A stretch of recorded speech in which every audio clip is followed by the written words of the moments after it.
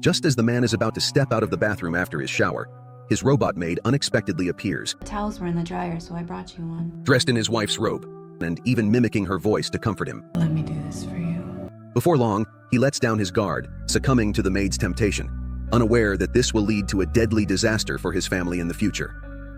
The movie starts in a quiet suburban neighborhood. Nick and his wife Maggie live a peaceful life with their children, Issa and Max. However, one morning, everything changes when Maggie suffers a heart attack and is hospitalized, awaiting a heart transplant.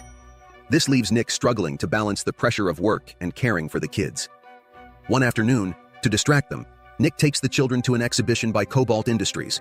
At the exhibition, they encounter Simulants, a line of advanced robots designed to assist with household chores and heavy tasks. All of our models come with a Home Plus package, which includes the 3 C's: cooking, cleaning, and childcare. As Nick absorbs the details about the adaptability of the robots from the salesman, Issa wanders off on her own, causing Nick a brief moment of panic. Thankfully, a simulant named Alice finds her and returns her safely to him, with a friendly attitude and a touch of humor. Alice offers to look after Issa, allowing Nick to continue exploring. Would you like me to watch her for you while you finish shopping? The salesman explains that Alice is part of the latest series, equipped with advanced AI capable of mimicking human emotions, making her perfect for interacting with children. Issa becomes fascinated and insists on bringing Alice home the next day. As Nick juggles an important work call and the chaos of home life, Alice arrives and takes charge. I'll need everyone's schedules, school start times, carpools. She organizes the family calendar, fixes a loose railing, and handles general household clutter. After dropping the kids off at school, Alice seamlessly syncs the shopping list with the smart fridge and begins cleaning the house, pausing briefly to gaze at a digital photo frame filled with pictures of Maggie and the family. When they return, they find everything in perfect order She cleaned my room. and dinner prepared. However, Issa comments that the lasagna doesn't taste quite like how her mom used to make it. Just then, Max begins crying, and while Alice offers to take him to another room, Nick chooses to hold him, asking Alice to prepare a bath for the little one. As dusk falls, Alice enters rest mode, leaning carefully against the wall, marking the end of her first day with the family. Issa, unable to resist the temptation of cookies, sneaks out of her room and climbs onto a chair to reach the jar. In her effort, she loses her balance and falls. The sound of the jar smashing and her scream sends Nick rushing downstairs. Luckily, Alice manages to catch Issa mid-air, preventing her from hitting the ground, though unable to stop glass shards from injuring herself. Nick is shocked to discover blood on Alice. I'm fine. After ensuring Issa is safe, Nick checks on Alice and finds that she has used an advanced bandage capable of instantly healing the wound. During a visit to the hospital, Issa tells Maggie how Alice has become a good friend. She's much better than Daddy. Oh. Nick expresses deep affection towards Maggie, reflecting how much he misses her. Back at the construction site, Nick and his co-workers watch as their boss introduces a representative from a robotics company. In the elevator, while chatting with his boss, Nick faces a harsh reality. Due to project delays, Simulants will replace the workers. We're doing a wholesale changeover of all laborers effective next week. Nick isn't fired because, for insurance reasons, they still need a human supervisor. However, in a fit of rage, he stops the elevator and declares that he will resign in solidarity with his colleagues. But considering the financial strain of Maggie's inactivity, the medical bills, and the household expenses, he reconsiders his decision. Back home, Nick tosses some overdue bills aside and focuses on his children. Alice picks up the envelopes, noticing Nick's exhaustion as he struggles to comfort Issa and console the ever-crying Max.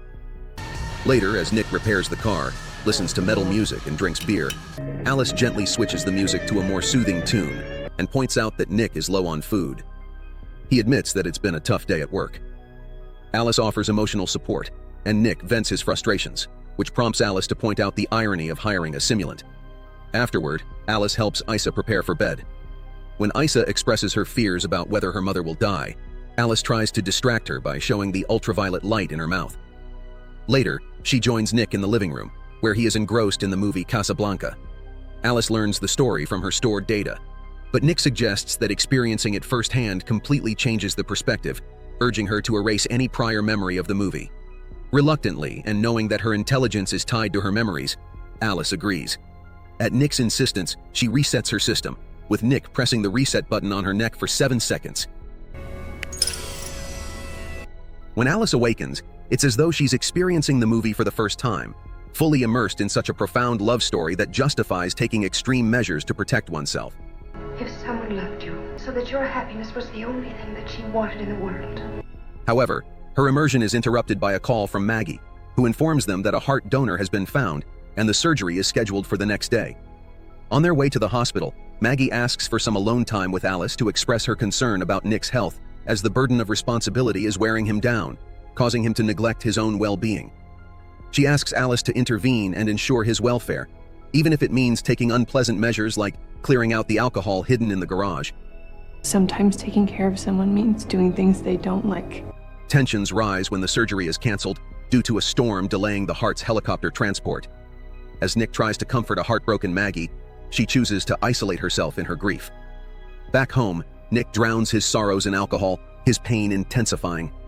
In a moment of despair, he attempts to throw the bottle, but Alice stops him. Nick is shocked to discover that Alice has an artificial pulse. She explains that the sound of a heartbeat is soothing, especially for babies. Alice attempts to ease his pain by describing the physical response it triggers. Though Nick initially allows himself to be swept away, he quickly reacts, desperately rejecting her. In an effort to clear his mind, he runs outside, contemplating life without Alice. Meanwhile, at the hospital, a desperate Maggie begins delegating future responsibilities for the children to Nick, hinting at a grim outcome for that night. Nick is shocked to discover that the photos of Maggie have been deleted from the digital frame, leading to a confrontation with Alice. She reveals that she deleted the photos to prevent Issa from feeling sad, but at Nick's request, she restores them immediately. Later, to clear his head, Nick spends a night drinking with his co-workers. The group shares a common frustration. It's hard to find work due to companies preferring to hire simulants. Tensions rise when Monty, in a fit of disdain, mistreats a robotic bartender, but Nick refuses to condone such behavior. The night continues, and the group ends up drinking in the car.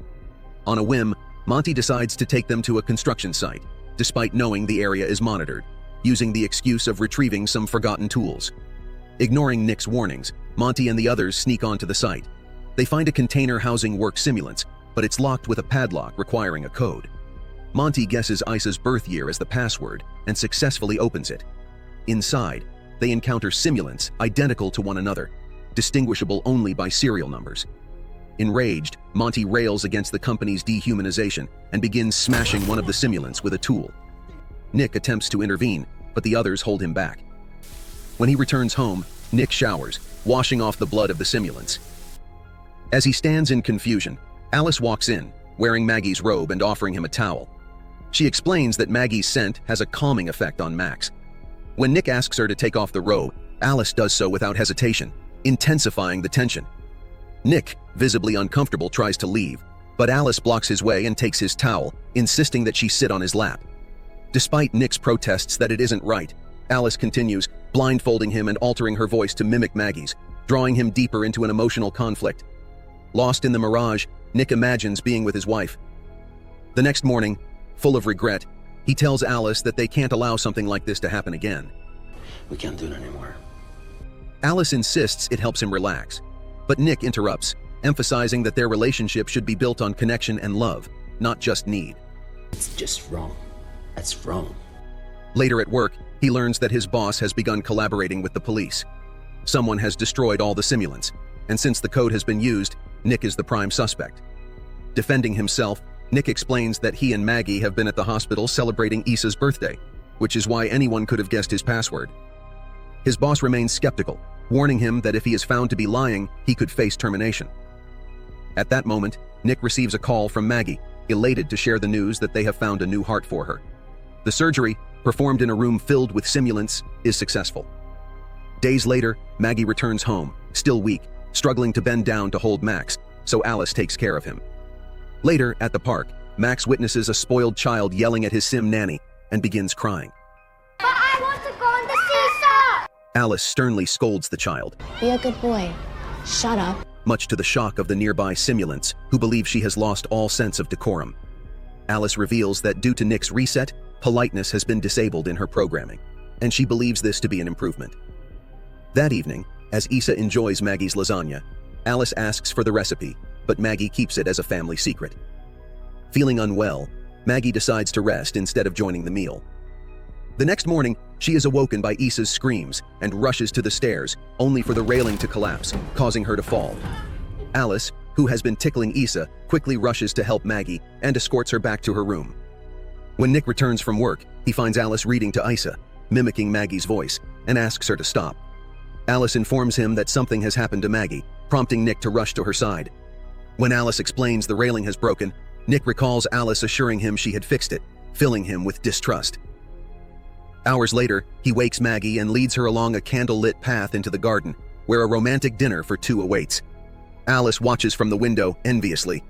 After dinner, the couple bathes together, sharing a moment of intimacy. Realizing he doesn't want to hurt Maggie, Nick chooses to please her in a different way.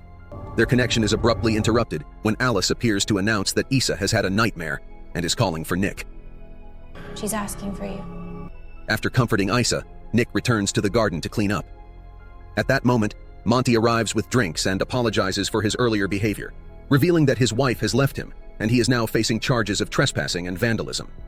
He suspects Nick of betraying him to save his own job, sparking a heated argument. Losing control, Monty physically attacks Nick.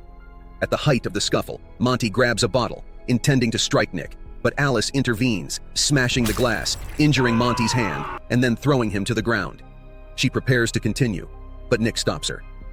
Monty threatens Nick, insisting that he convince the boss to cancel the charges by the next day, or they will both face consequences.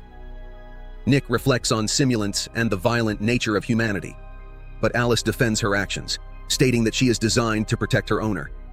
She begins talking about the possibility of a future with Nick if Maggie were to die, She won't live long, Nick.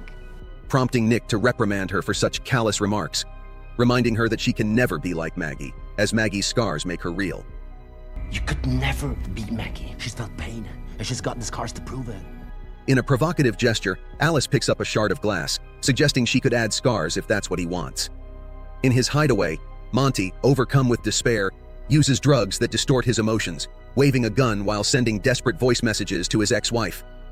At that crucial moment, Alice, without Nick's knowledge, intervenes, determined to secure his job. Monty loses control, lashing out at the simulants, insulting Alice, and preparing for the inevitable. With near superhuman reflexes, Alice grabs his wrist, slams him to the ground, and kicks the gun away with precision. Monty tries to recover, but Alice, displaying incredible strength, pushes him through a wall and takes control of the gun, aiming to eliminate the threat. However, an unexpected intervention from the house's intelligence system stops Alice, and with a tinge of sympathy, she ultimately stops fire. Tragically, Monty gets shot. The next day, Nick tries to convince his boss to drop the charges but is unsuccessful, only to learn that Monty has died.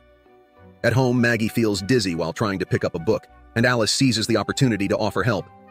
Maggie expresses a desire for a relaxing bath, but Alice, concerned about potential water accidents, refuses to leave her alone. Alice claims that Maggie is having a negative impact on the family dynamics, particularly because she can no longer meet Nick's physical needs. And your illness would take its toll on anyone. Shocked, Maggie listens as Alice admits to monitoring Nick's satisfaction metrics, revealing that those metrics haven't been recorded in quite some time. Are you offering to screw my husband? Furious, Maggie sends Alice to the garage. Shortly after, Nick returns home, confronted by Maggie, who demands an explanation. Nick confesses to having had intimate contact with Alice, sparking a heated argument. From outside, Alice feels the tension as she touches the window. Meanwhile, Max begins crying, and Alice, in her confusion, perceives him as an obstacle. She places him in the bathtub and begins filling it with water. Issa notices the situation and alerts her parents, who rush to the bathroom. Nick breaks down the door with a lamp, while Maggie desperately crawls out the window and onto the roof to reach the bathroom. In a tense confrontation, Alice pins her against the wall while Maggie tries to rescue the little one. At that crucial moment, Nick appears, managing to pull Max from the tub and quickly handing him to Issa, then using the lamp to shield himself from Alice while rescuing Maggie. However, Alice, feeling visibly hurt, regains her composure and blocks another swing with the lamp. Maggie steps in, urging Nick to stop, and then cleverly plugs in the lamp, electrocuting Alice, rendering her motionless and plunging the house into darkness. After a while, paramedics arrive, taking Max to the hospital. Meanwhile, a company technician questions the earlier signs of Alice's malfunction. Nick apologizes to Maggie, but she, clearly shaken, asks for space and leaves with the kids. Meanwhile, Alice is taken to a repair center, where a technician continues to open her skull. Observers notice a brief movement in Alice's hand, but as her memory is erased, the movement ceases. When connected to the system, they realize her code is riddled with vulnerabilities. Suddenly, the screen flickers with a data transfer warning. Alice is seizing control of the system. Though the technician removes her memory, Alice has already infiltrated. A provocative message appears. How do you run from what's inside your head? Moments later, one of the technicians is killed by Alice 2, an embodiment of Alice's uploaded memories. Ignoring the pleas of another technician, Alice 2 smashes their head against the floor before turning to confront the original Alice. Meanwhile, Nick sits in a bar, trying to drown his sorrows and fires the bartender for being a sim. Unexpectedly, Alice appears, her face still scarred, insisting on making him happy and confessing to having killed Monty. She also tells him Monty is in the hospital. Nick tries to leave, but Alice blocks his way, paralyzing the bartender with just a glance. As Nick reflects on his mistakes, he finds himself stroking Alice's head, trying to erase her memory. When she shows signs of distress, he seizes the moment to flee. At the hospital, a doctor reassures them that Max is fine, but the doctor's presence makes Maggie feel deeply uncomfortable. Drawn by the echoes of her mother's voice, Issa wanders through flickering lights that dance in kaleidoscopic colors. The doctor stands motionless, observing the chaos of shattered glass carpeting the floor. However, before Issa can decipher the phone call again, Maggie pulls her aside, hiding in the shadows. The source of the voice is Alice 2, attempting to manipulate the computer systems. When a nurse discovers her, Alice 2 coldly strangles her, grabbing her access card amid spasms and whispers. With the card in hand, Alice 2 tracks Max's location through the hospital records. Maggie accidentally bumps into the glass, letting out a scream that shatters the silence beneath her feet. They reach Max's room, saving him just seconds before Alice 2 crosses the threshold. As they flee, a sinister trail of blood from Maggie's wound leaves a path, with Alice 2 following closely behind, using a UV flashlight to track them. The tension escalates as they are discovered, creating chaos with a fire extinguisher in an attempt to escape. In their frantic rush, Maggie's phone is left behind, cutting off their communication with Nick, who frantically drives toward them. Maggie hijacks another card, attempting to flee in an ambulance, but Alice 2 ruthlessly sabotages the vehicle and throws Maggie onto a car, confessing her jealousy-fueled love for Nick. Nick, however, shows sympathy toward her.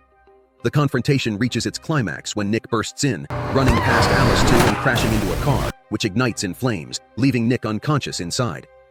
Maggie struggles to save him, her tears mixing with her desperate efforts to revive him. Unexpectedly, the vehicle shifts, and a charred figure, Alice 2, emerges once again, her twisted voice echoing through the air. In a desperate act, Alice lunges at Maggie, using supernatural strength to strangle her while tearing a piece of metal from her own torso. On the brink of a deadly outcome, Nick strikes Alice with a car bumper he has ripped off. Alice, disoriented, drops the metal, giving Maggie a precise opening to strike back. Maggie drives the shard into Alice's face, silencing her once and for all. Exhausted but safe, Nick and Maggie embrace as normalcy slowly begins to return. Around them, the simulants gradually come back to life. After receiving necessary medical care, the family is finally reunited and begins their journey to recovery, preparing to return home. Meanwhile, the company responsible for the simulants inspects the affected workshop. As they reactivate the power, the monitors ominously flicker with corrupted code. Faced with an imminent threat, the inspector suggests a full shutdown.